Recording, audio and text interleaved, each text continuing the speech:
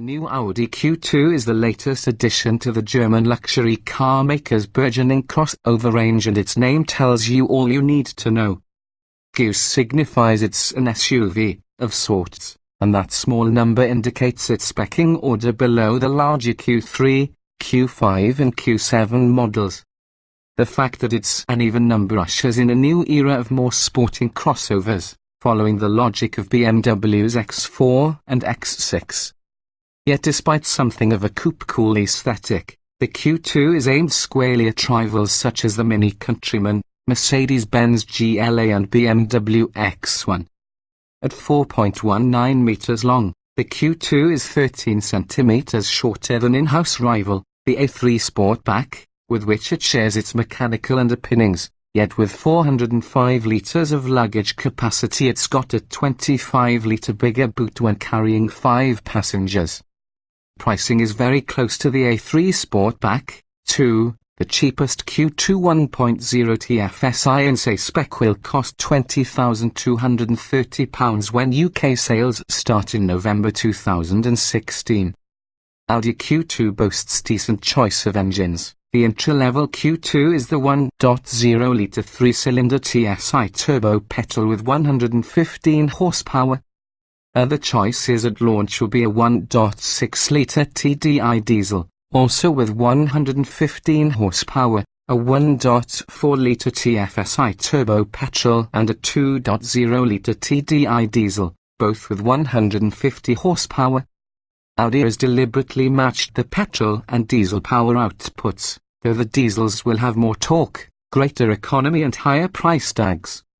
All the engines we've tested have suited the Q2's character well, and even the smallest 1.0 provides decent shove, albeit with a strained 3-cylinder thrum.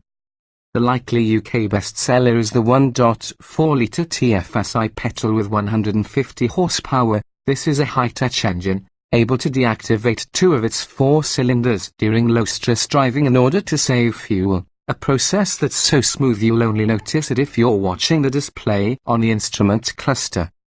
Yet it also provides punchy performance and plenty of driving enjoyment.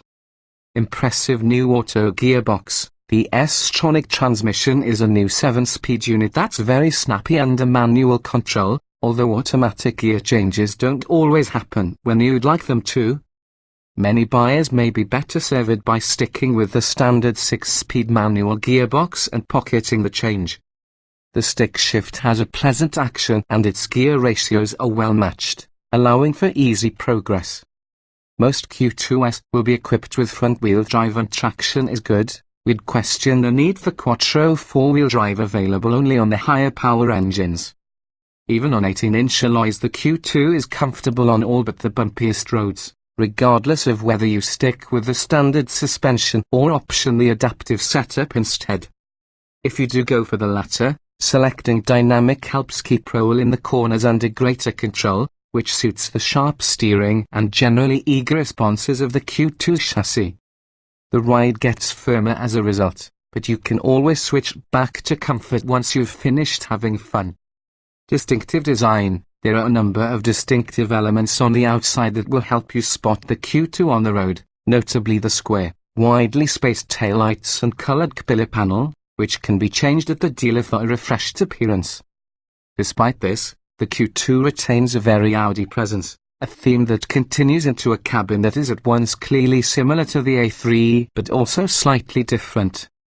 Items like the door handles are chunkier. The standard fit central display is fixed on top of the dash like a protruding iPad, and you can pick contrasting colors for some of the trim elements.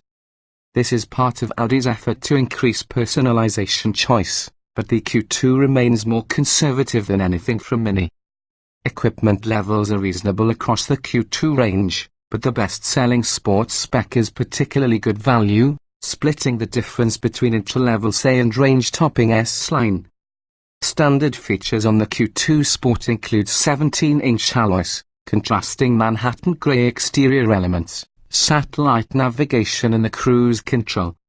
You also get Audi Drive Select, which allows you to tailor the car's responses between auto, efficient, comfort, dynamic and individual settings.